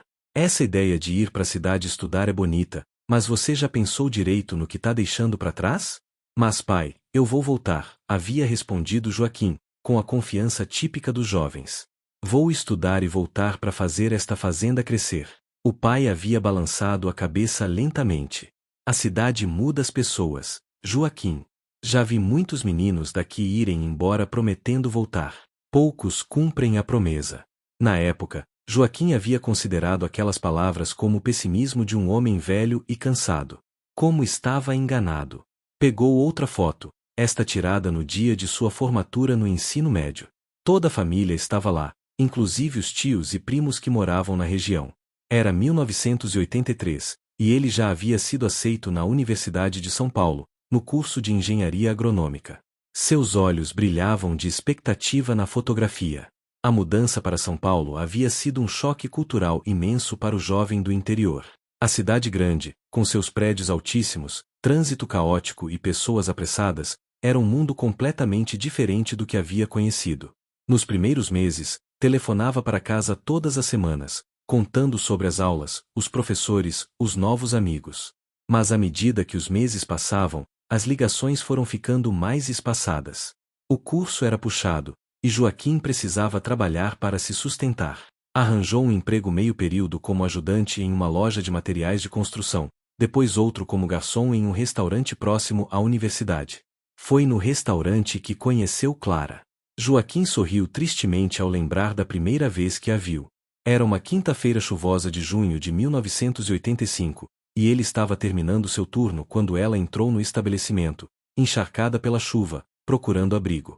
Tinha cabelos cacheados e olhos verdes que pareciam conter todos os mistérios do mundo. Era estudante de arquitetura na mesma universidade, alguns anos mais velha que ele. Clara era filha de imigrantes italianos, criada no bairro do Bexiga. Falava com as mãos, ria alto demais e tinha opiniões formadas sobre tudo. Era o oposto de tudo o que Joaquim conhecia sobre mulheres. As moças de sua cidade eram mais reservadas, mais tradicionais. Clara era como uma ventania que varreu sua vida ordenada e a transformou em algo completamente novo. Namoraram por 2 anos. 2 anos intensos, cheios de descobertas, paixão e sonhos compartilhados. Clara o apresentou ao teatro, ao cinema alternativo, à música popular brasileira que fervilhava nos bares de São Paulo. Joaquim se viu cada vez mais distante de suas origens rurais, cada vez mais urbano. Foi Clara quem o convenceu a trancar a matrícula em engenharia agronômica e se transferir para a arquitetura. Com seu talento para desenho e sua sensibilidade, você vai ser um arquiteto incrível, disse ela, numa daquelas tardes douradas no apartamento minúsculo que dividiam na Vila Madalena. E imagina os dois trabalhando juntos, criando casas lindas, espaços que transformem a vida das pessoas. Joaquim hesitou. Sabia que a mudança de curso significaria mais 2 anos de estudo, mais tempo longe de casa, mais dívidas. Mas estava apaixonado, por Clara, pela cidade, por uma versão de si mesmo que jamais havia imaginado possível. A ligação para casa foi uma das mais difíceis de sua vida. Como assim você vai mudar de curso? Havia perguntado seu Antônio, a voz carregada de decepção. Joaquim, você foi para aí estudar para ser engenheiro agrônomo. Para voltar e cuidar da fazenda. Pai, eu descobri que tenho jeito para outra coisa. E a arquitetura também é uma profissão importante. Importante para quê? Para quem? A voz do pai havia subido de tom. Seu lugar é aqui, menino. Sua responsabilidade é aqui. A conversa havia terminado mal, com seu Antônio desligando o telefone bruscamente. Roberto, que assumirá mais responsabilidades na fazenda durante a ausência do irmão mais velho, havia ligado alguns dias depois. Pai tá muito chateado, disse o irmão mais novo. Tá dizendo que você tá virando as costas pra família. Não é isso, Roberto. É só que eu encontrei outra vocação. Vocação? Roberto havia rido, mas era um riso sem humor. Joaquim, você tem vocação é pra ser fazendeiro. Nasceu pra isso. Tá deixando outras coisas confundirem sua cabeça. Outras coisas. Roberto se referia a Clara, Joaquim sabia. A família nunca havia aceitado bem o namoro com a paulista. Os anos seguintes foram de crescente distanciamento. As ligações para casa se tornaram mensais, depois esporádicas. Joaquim se formou em arquitetura em 1990, mas o mercado de trabalho estava difícil. A economia brasileira atravessava uma crise severa, e poucos investiam em construção civil. Clara arranjou uma bolsa de estudos para fazer mestrado em Barcelona. A proposta era tentadora: 2 anos na Europa, estudando arquitetura sustentável, descobrindo novas tendências. Ela queria que Joaquim fosse junto. A gente pode casar, ir juntos, disse ela, numa tarde de domingo em que caminhavam pelo Parque Ibirapuera. Imagine a experiência que vamos ter. E quando voltarmos, estaremos preparados para revolucionar a arquitetura brasileira. Joaquim estava empolgado com a ideia, mas sabia que precisava conversar com a família primeiro. Afinal, ia ficar ainda mais tempo longe, e as coisas já não estavam bem entre eles. Voltou para a fazenda em dezembro de 1990, pela primeira vez em 3 anos. O impacto foi brutal. A propriedade estava visivelmente deteriorada. A casa precisava de pintura, alguns equipamentos estavam quebrados, e havia uma pilha de contas em atraso sobre a mesa da cozinha. Seu pai havia envelhecido dramaticamente. Os cabelos, que Joaquim lembrava pretos e abundantes, agora eram brancos e ralos. O homem que em sua memória era forte como um touro parecia ter encolhido, curvado pelo peso dos anos e das preocupações. A coisa tá difícil, filho, admitiu seu Antônio, numa noite em que ficaram conversando na varanda. O Roberto tá fazendo o que pode, mas é muito trabalho para um homem só. E eu já não tenho mais a força de antes. Joaquim sentiu um aperto no peito. Pela primeira vez em anos, considerou seriamente a possibilidade de desistir de tudo e ficar. Pai, eu posso. Pode o quê? O velho o interrompeu. Largar sua vida na cidade? Sua namorada? Seus planos? Era uma pergunta carregada de amargura, mas também de uma espécie de resignação. Seu Antônio havia desistido de esperar que o filho mais velho assumisse suas responsabilidades. Se você quiser que eu fique, começou Joaquim. Não quero mais nada, disse o pai, levantando-se da cadeira de balanço. Você já fez suas escolhas, Joaquim. Viva com elas. E entrou em casa, deixando o filho sozinho na varanda, sob o céu estrelado que conhecia desde a infância. Joaquim passou o Natal de 1990 na fazenda, mas foi um período tenso e melancólico. Roberto mal falava com ele, concentrado em seus afazeres. Mônica era cordial, mas distante. As crianças, Eduardo com 5 anos e Patrícia com 3, eram as únicas que pareciam genuinamente felizes com sua presença. No último dia do ano, Clara ligou de São Paulo. Havia conseguido adiantar os papéis para a viagem, e eles precisavam embarcar para Barcelona em janeiro. E aí? Você já decidiu? Perguntou ela. Joaquim olhou pela janela do quarto onde havia dormido quando criança. Roberto estava no curral, cuidando do gado. O pai estava sentado na varanda, lendo um jornal velho. A cena era de uma tranquilidade rural que ele havia esquecido de valorizar. Mas Clara estava esperando uma resposta. Clara e a vida que haviam construído juntos. Clara e os sonhos que haviam alimentado. Já, respondeu ele. Vou com você. Foi a última vez que falou com a família por 4 anos.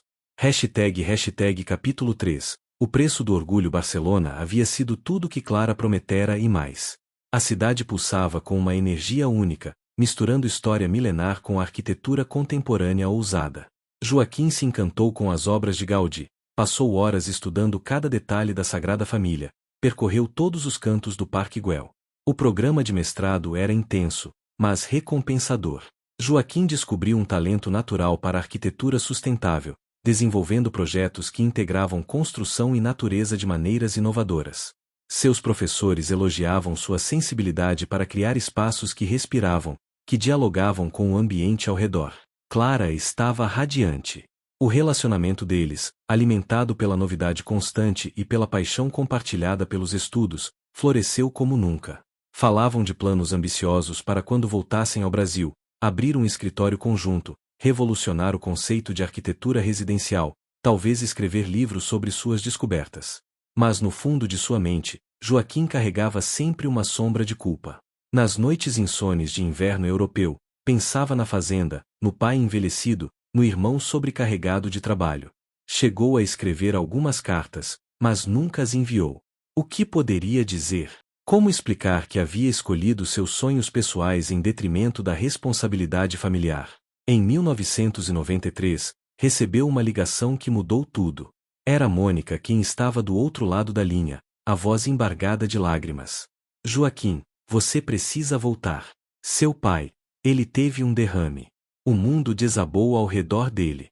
Pegou o primeiro voo disponível para São Paulo, deixando Clara e os estudos para trás. Durante as longas horas de viagem, rezou como não rezava desde a infância, barganhando com Deus por mais tempo com o pai. Quando chegou ao hospital em Ribeirão Preto, era tarde demais. Seu Antônio havia morrido na madrugada anterior, enquanto Joaquim estava a milhares de quilômetros de distância, preocupado com projetos arquitetônicos. O velório foi uma tortura. Roberto mal conseguia olhar para ele, e quando fazia, seus olhos eram duas brasas de ressentimento. Onde você estava quando ele precisava? Perguntou o irmão mais novo, depois que todos os visitantes haviam ido embora e eles ficaram sozinhos no necrotério. Onde você estava nos últimos 3 anos, Joaquim? Roberto, eu não sabia que ele estava doente. Não sabia porque não quis saber. Explodiu Roberto. Não ligava, não escrevia, não dava notícia. Pro senhor, você tinha morrido. A dor na voz do irmão era quase física. Joaquim tentou se aproximar, mas Roberto recuou. Ele chamava seu nome quando estava mal, continuou Roberto, as lágrimas correndo livremente pelo rosto. Mesmo no final, mesmo depois de tudo, ele ainda te chamava. Queria te ver uma última vez. Joaquim desabou. Chorou como não chorava desde criança, um choro desesperado de perda e remorso. Roberto se afastou ainda mais. Agora você chora, disse ele, amargamente. Agora, quando não adianta mais nada. O enterro foi numa manhã chuvosa de março. A cidade toda compareceu. Seu Antônio era respeitado e querido por todos. Joaquim carregou o caixão junto com Roberto e os primos, sentindo o peso não apenas do corpo do pai, mas de todos os anos perdidos, de todas as palavras não ditas. No cemitério, enquanto o padre fazia as orações finais, Joaquim jurou em silêncio que ficaria, que assumiria suas responsabilidades, que cuidaria da fazenda, que ajudaria Roberto. Era a única forma de honrar a memória do pai. Mas quando voltou para a fazenda, descobriu que havia perdido também essa possibilidade. Você não entende, disse Roberto, na noite após o enterro. A situação aqui tá crítica. As dívidas se acumularam, perdemos 2 contratos importantes, tive que vender parte do gado. Mal conseguimos manter a propriedade funcionando. Então é ainda mais importante que eu fique. Podemos trabalhar juntos, reconstruir, juntos? Roberto riu, mas era um riso sem alegria. Joaquim, você não entende. Não tem mais juntos. Você fez suas escolhas. Eu fiz as minhas. Cuidei do pai sozinho, segurei a barra sozinho, e vou continuar sozinho. Roberto, eu sei que errei. Sei que fui egoísta. Mas agora quero consertar as coisas. Agora é tarde, disse o irmão, com uma frieza que gelou o sangue de Joaquim. Você teve anos para consertar. Teve chances de ser um filho, de ser um irmão. Escolheu ser outra coisa. A discussão se estendeu pela madrugada. Roberto estava irredutível, não queria a ajuda de Joaquim, não confiava nele, não acreditava que ele ficaria. E, para ser honesto, havia razão em suas desconfianças. Clara ligava todos os dias de Barcelona, preocupada com a ausência prolongada do namorado. Os estudos estavam sendo prejudicados, os professores estavam cobrando sua presença. Havia prazos a cumprir, projetos a entregar. Joaquim, eu entendo sua dor, disse ela numa ligação particularmente difícil. Mas você não pode jogar nossa vida fora por causa de brigas familiares antigas. Seu pai não ia querer que você sacrificasse seu futuro. Era a verdade. Seu Antônio sempre havia incentivado os filhos a estudarem, a buscarem seus sonhos. Mas isso não tornava a situação menos dolorosa. Depois de 2 semanas de discussões estéreis com Roberto, de madrugadas insones pensando no que fazer, Joaquim tomou uma decisão que o assombraria pelo resto da vida. Voltou para Barcelona. Na manhã de sua partida, encontrou Roberto cuidando do gado no curral. O irmão mais novo nem levantou os olhos quando ele se aproximou. Vou voltar para a Europa, disse Joaquim. Mas quero que você saiba que isso não significa que não me importo com vocês. Roberto continuou seu trabalho em silêncio. Vou terminar meus estudos, e daí volto. A gente pode conversar com mais calma, sem a dor da perda tão fresca. Não volta, não, disse Roberto, finalmente levantando os olhos. E sabe por que eu tenho certeza? Porque se fosse para voltar, você já teria ficado. Foram as últimas palavras que os irmãos trocaram por 40 anos. Hashtag capítulo 4. Uma vida reconstruída nas cinzas. O retorno a Barcelona foi como voltar para um sonho que havia se transformado em pesadelo.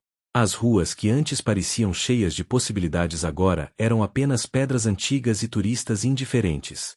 Clara fez o possível para animá-lo, levando-o a exposições, restaurantes, lugares que antes os enchiam de inspiração. Mas Joaquim carregava dentro de si um vazio que a arquitetura mais genial do mundo não conseguia preencher. Terminou o mestrado em 1994, mais por obrigação do que por paixão. Sua dissertação sobre arquitetura sustentável em ambientes rurais foi elogiada pelos professores, mas cada página que escrevia era como uma punhalada em seu próprio coração. Como podia teorizar sobre construção rural quando havia abandonado suas próprias raízes? Clara conseguiu um emprego em um escritório renomado de Barcelona.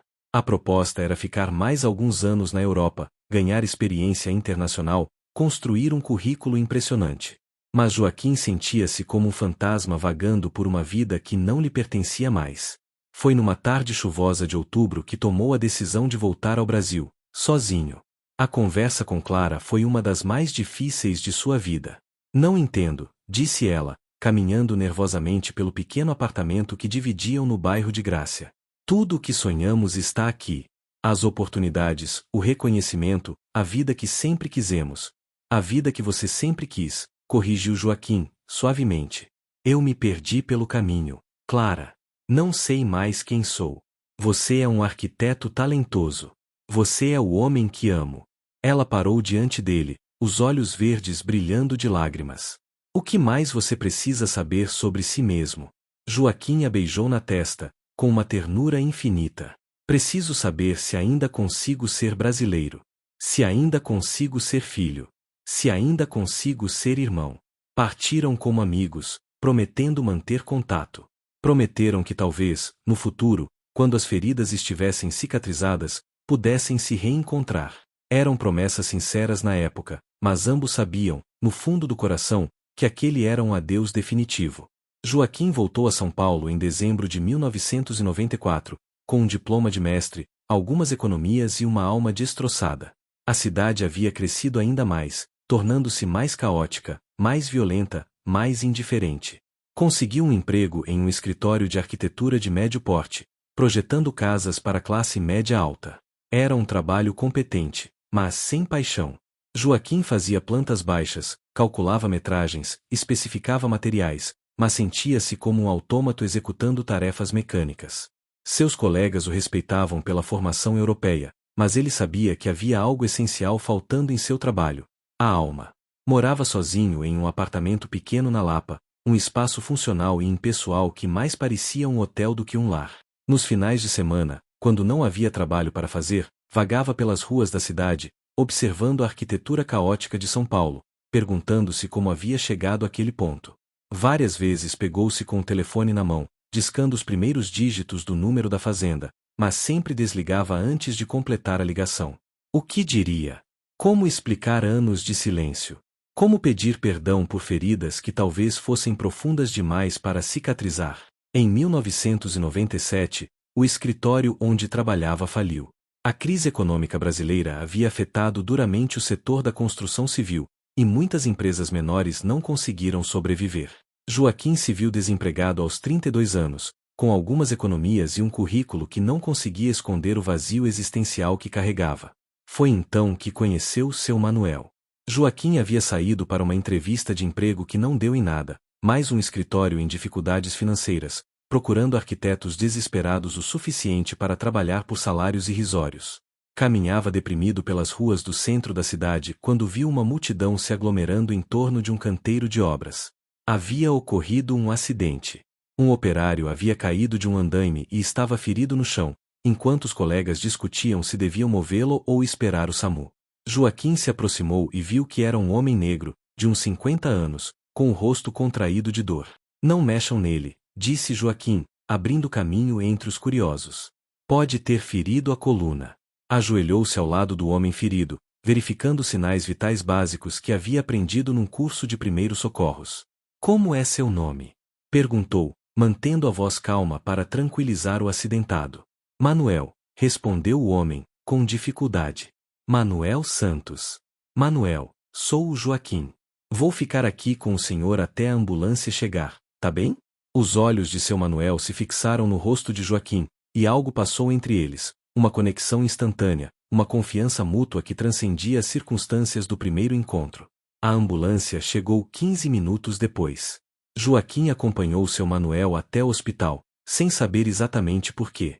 Talvez porque via no operário ferido algo que reconhecia em si mesmo, a solidão, a necessidade de alguém que se importasse. Seu Manuel havia fraturado 2 costelas e tinha uma concussão leve, mas se recuperaria completamente. Durante os 3 dias que ficou internado, Joaquim o visitou diariamente, levando frutas, conversando sobre amenidades. Foi assim que soube da história do homem. Manuel Santos havia chegado a São Paulo 20 anos antes, fugindo da seca no interior de Pernambuco. Deixará para trás uma pequena propriedade rural que não conseguia mais sustentar a família, esposa e 3 filhos pequenos. Havia prometido que, assim que se estabelecesse na capital, mandaria buscar todos. Mas a vida na cidade grande se revelara mais difícil do que imaginara. Trabalhou em construção civil, sempre mudando de obra em obra, sem carteira assinada, sem direitos trabalhistas. As economias que conseguia fazer mal davam para seu próprio sustento, quanto mais para trazer a família. Depois de 5 anos, recebeu a notícia que destroçou sua vida. A esposa havia morrido de uma doença que poderia ter sido tratada se tivessem tido dinheiro para médicos particulares. Os filhos haviam sido criados pelos avós maternos. Quando voltei para buscar eles, contou seu Manuel, os olhos marejados, eles nem me reconheciam direito. O mais novo tinha 2 anos quando saí, tava com 7 quando voltei. Para ele, eu era um estranho.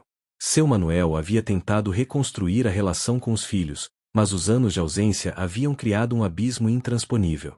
Eles o respeitavam como pai, mas não havia amor, não havia intimidade. Eram educados, mas distantes. Aí eu vi que não adiantava mais, suspirou o velho operário. Voltei para São Paulo e resolvi que ia viver o resto da vida pagando pelo meu erro. Trabalho, junto um dinheirinho, mando para eles todo mês. É o mínimo que posso fazer. A história de seu Manuel tocou Joaquim profundamente. Era como se estivesse olhando para um espelho, vendo uma versão possível de seu próprio futuro. 2 homens que haviam deixado suas famílias em busca de sonhos urbanos, 2 homens que haviam perdido o que mais importava no processo. Quando seu Manuel recebeu alta do hospital, Joaquim o ajudou a resolver a questão do acidente de trabalho. Usou seus conhecimentos de arquitetura para provar que o andaime estava mal construído, conseguindo uma indenização que permitiu ao operário ficar alguns meses sem trabalhar enquanto se recuperava completamente. Por que você está fazendo isso? Perguntou seu Manuel num dia em que estavam sentados na sala de espera do advogado trabalhista. Joaquim pensou na pergunta por alguns segundos. Por que você me lembra meu pai? Respondeu, finalmente. E por que eu gostaria que alguém fizesse isso por ele, se ele precisasse? Foi o início de uma amizade que duraria 28 anos. Seu Manuel apresentou Joaquim a um mundo que ele nunca havia conhecido, a São Paulo dos trabalhadores braçais, dos migrantes nordestinos, das periferias onde a vida era uma luta diária pela sobrevivência. Joaquim começou a frequentar a pensão onde seu Manuel morava, no bairro da Liberdade, um casarão antigo dividido em dezenas de quartos minúsculos. Era ali que viviam os homens invisíveis da cidade grande, pedreiros, pintores, eletricistas, encanadores, jardineiros. Homens que construíam a cidade com as próprias mãos, mas que não tinham direito de usufruir do que construíam. Joaquim se viu fazendo trabalhos de arquitetura para essa população esquecida. Não eram projetos grandiosos, mas reformas simples em casas populares, ampliações de cômodos, melhorias em instalações elétricas e hidráulicas. Ganhava pouco, mas pela primeira vez em anos sentia que seu trabalho fazia diferença na vida real de pessoas reais. Mudou-se para um apartamento simples na Liberdade, perto da pensão de seu Manuel. Era um local mais modesto do que estava acostumado, mas pela primeira vez desde que voltará de Barcelona, sentia-se em casa. Capítulo 5. Os anos de silêncio durante todo esse período, Joaquim carregava a fazenda e a família como uma dor constante no peito. Várias vezes quase pegou um ônibus para Ribeirão Preto, mas sempre encontrava uma desculpa para adiar o encontro. Tinha medo da rejeição, medo de descobrir que as feridas eram irreversíveis, medo de enfrentar o peso de suas próprias escolhas. Seu Manuel notava a melancolia que às vezes tomava conta do amigo. Você carrega um peso nas costas, menino, disse ele numa tarde em que bebiam cerveja num boteco da Liberdade. Problema de família, né? Joaquim nunca havia contado detalhes sobre seu passado, mas seu Manuel tinha a sabedoria dos que viveram muito e sofreram mais ainda. Como você sabe? Perguntou Joaquim. Reconheço os sinais, respondeu o velho operário, dando um gole na cerveja. Sou especialista em carregar peso de família nas costas. E posso te dizer uma coisa, esse peso não fica mais leve com o tempo. Só fica mais pesado. E o que você faria, no meu lugar? Seu Manuel refletiu por alguns instantes. Dependendo do que você fez, talvez fosse tarde demais para consertar, disse ele, honestamente. Mas pelo menos você ia dormir sabendo que tentou. Em 1999, Joaquim finalmente juntou coragem para fazer uma ligação. Não para a fazenda, ainda não estava pronto para falar com Roberto, mas para a cidade, tentando obter informações sobre a família. Conversou com Dona Eunice, que havia sido vizinha da fazenda por décadas. A voz da mulher tremulou de surpresa quando ele se identificou. Joaquim Pereira. Meu Deus do céu, menino, onde você andava? Faz anos que ninguém tem notícia sua. Estou morando em São Paulo, Dona Eunice. Queria saber como estão meu irmão e a família dele. Ah, meu filho, suspirou a mulher. O Roberto casou a Mônica, você sabia? Tem 2 filhos lindos, o Eduardo e a Patrícia. A propriedade tá indo bem, graças a Deus. Seu irmão virou um homem de negócios respeitado na região. Joaquim sentiu uma pontada de alegria misturada com tristeza. Alegria por saber que Roberto estava bem, tristeza por ter perdido tantos momentos importantes da vida do irmão. E, ele já mencionou alguma coisa sobre mim? O silêncio do outro lado da linha foi eloquente. Olha, Joaquim, disse Dona Eunice, finalmente. O Roberto é um bom homem, mas ele ficou muito magoado com sua saída. Muito mesmo. Acho que seria bom você dar um tempo antes de aparecer por lá. Quanto tempo? Não sei, filho. Só sei que a mágoa tá muito funda ainda. Joaquim agradeceu as informações e desligou o telefone com o coração apertado. Eram apenas 5 anos desde a morte do pai, mas pareciam 50. Os anos 2000 trouxeram mudanças significativas para sua vida. O trabalho com arquitetura popular havia crescido, e ele conseguiu formar uma pequena equipe com outros profissionais que compartilhavam de sua filosofia. Arquitetos, engenheiros e técnicos dispostos a trabalhar por valores mais baixos para atender a população de baixa renda. Em 2003, fundou a Construção Solidária, uma associação sem fins lucrativos que oferecia serviços de arquitetura e engenharia para famílias carentes. Era um trabalho gratificante, que lhe dava propósito e ajudava a preencher o vazio deixado pela ausência da família. Seu Manuel se tornou seu braço direito na associação, coordenando as equipes de pedreiros e ajudando na relação com as comunidades atendidas. Os dois formavam uma dupla improvável, o arquiteto com formação europeia e o operário nordestino, mas que funcionava perfeitamente. Em 2005, recebeu uma ligação que mudaria sua perspectiva sobre muitas coisas. Era Clara, ligando de Barcelona. Joaquim? A voz dela estava diferente, mais madura, mas ainda carregava o carinho de outros tempos. Clara. Ele mal conseguia acreditar. Como você conseguiu meu número? Procurei na internet. Vi algumas matérias sobre seu trabalho com a construção solidária. Estou impressionada com o que você conseguiu construir. Conversaram por mais de 1 hora, pondo a conversa em dia. Clara havia se casado com um colega catalão e tinha 2 filhos pequenos. Continuava trabalhando com arquitetura, mas agora focada em projetos de habitação social em Barcelona. Sabe o que é engraçado? Disse ela, perto do final da conversa. No final, os dois acabamos fazendo aquilo que realmente importa. Você aí, eu aqui, mas os dois cuidando das pessoas que mais precisam. Você acha que foi tudo um plano do destino? Perguntou Joaquim, meio brincando. Acho que foi você encontrando seu caminho, respondeu ela, séria. E me parece que foi um bom caminho. Quando desligou o telefone, Joaquim se sentiu estranhamente em paz. Não havia ressentimentos entre eles, não havia arrependimentos. Cada um havia seguido seu destino, e ambos haviam encontrado formas de ser felizes e úteis. Mas a conversa com Clara o fez pensar novamente na família. Se ele conseguirá fazer as pazes com o passado amoroso, por que não conseguia fazer o mesmo com o passado familiar? Em 2007, na véspera de seus 42 anos, tomou uma decisão: ia voltar para a fazenda.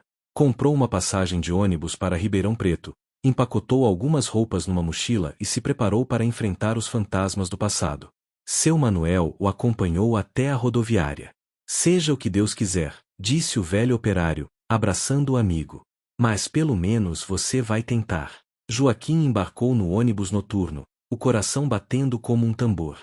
Durante as 5 horas de viagem, ensaiou mentalmente o que diria para Roberto, como pediria perdão, como explicaria 20 anos de ausência. Chegou a Ribeirão Preto numa manhã ensolarada de março. Pegou um táxi até a fazenda, as mãos suando de nervosismo.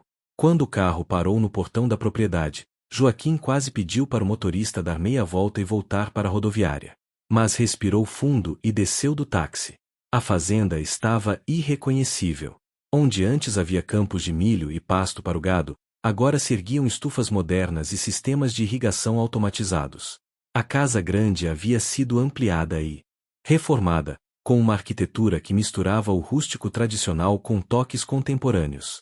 Era evidente que Roberto havia prosperado muito nos anos de sua ausência. Caminhou até a porta principal, o coração na garganta. Tocou a campainha e esperou, ouvindo passos se aproximando do outro lado da porta. Quem abriu foi uma mulher que ele não reconheceu, morena, de uns 40 anos, usando um avental de cozinha. Pois não? Perguntou ela, educadamente. Meu nome é Joaquim Pereira. Sou irmão do Roberto. Ele está... A mulher o olhou com curiosidade.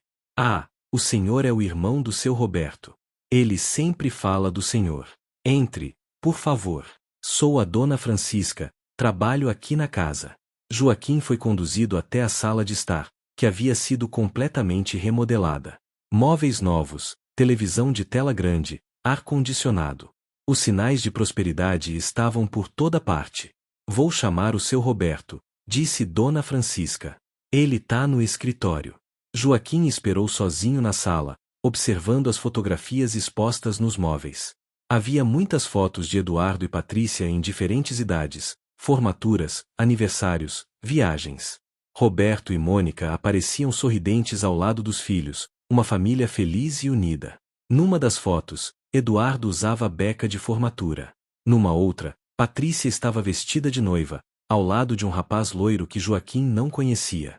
Havia até mesmo fotos de netos, crianças pequenas brincando no jardim da fazenda. Joaquim percebeu que havia perdido muito mais do que imaginara.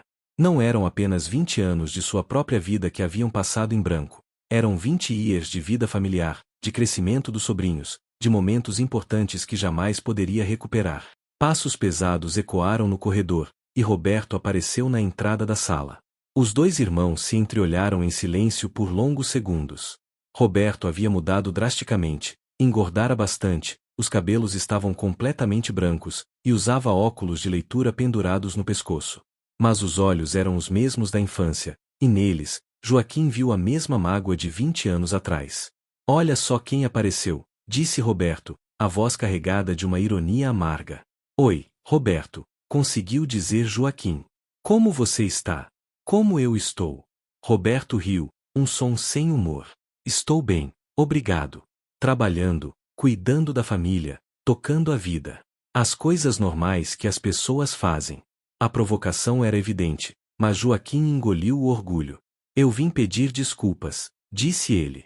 Sei que errei, sei que fui egoísta. Queria tentar reconstruir nossa relação. Roberto se sentou numa poltrona, gesticulando para que Joaquim fizesse o mesmo no sofá. 20 anos, Joaquim, disse ele, tirando os óculos e limpando as lentes nervosamente. 20 anos sem uma ligação, sem uma carta, sem um cartão de Natal. Eu sei. Eu sei que não tenho desculpa. Você sabe de quantas coisas importantes perdeu? Interrompeu Roberto. Perdeu o casamento dos seus sobrinhos. Perdeu o nascimento dos seus sobrinhos netos. Perdeu minha vida inteira. A dor na voz do irmão era palpável. Joaquim sentiu os olhos marejarem. Roberto, eu estava com medo. Medo do quê? Medo de que você não me perdoasse. Medo de enfrentar o que eu tinha feito. Roberto ficou em silêncio por alguns instantes, observando o irmão. Sabe qual é o problema, Joaquim? Disse ele, finalmente. Não é que eu não te perdoo. O problema é que eu não confio em você. Você aparece aqui agora, pede desculpas, e daí? Vai embora de novo quando as coisas ficarem difíceis? Não, Roberto. Desta vez o quê? É diferente. Roberto se levantou da poltrona, caminhando até a janela. Quantas vezes, quando éramos pequenos, você prometeu que íamos fazer alguma coisa juntos e depois aparecia com uma desculpa para não fazer? Quantas vezes prometeu que ia voltar para casa nas férias da faculdade e não voltou? Joaquim não tinha resposta para isso. Roberto estava certo. Mesmo antes da grande ruptura, ele já tinha um histórico de promessas não cumpridas. Eu mudei, Roberto.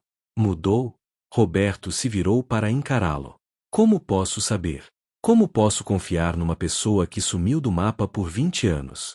A conversa continuou por mais de 2 horas. Joaquim tentou explicar sua trajetória, seu trabalho com a construção solidária, as lições que havia aprendido. Roberto ouvia com ceticismo, fazendo perguntas pontuais que deixavam claro que não estava convencido da sinceridade do irmão. Quando Joaquim finalmente se preparou para partir, Roberto o acompanhou até o portão.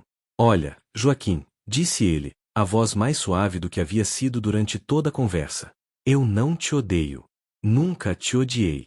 Mas também não posso fingir que 20 anos não passaram. Somos pessoas diferentes agora. Talvez seja melhor deixar as coisas como estão. Roberto, por favor. Você tem sua vida em São Paulo. Eu tenho a minha aqui.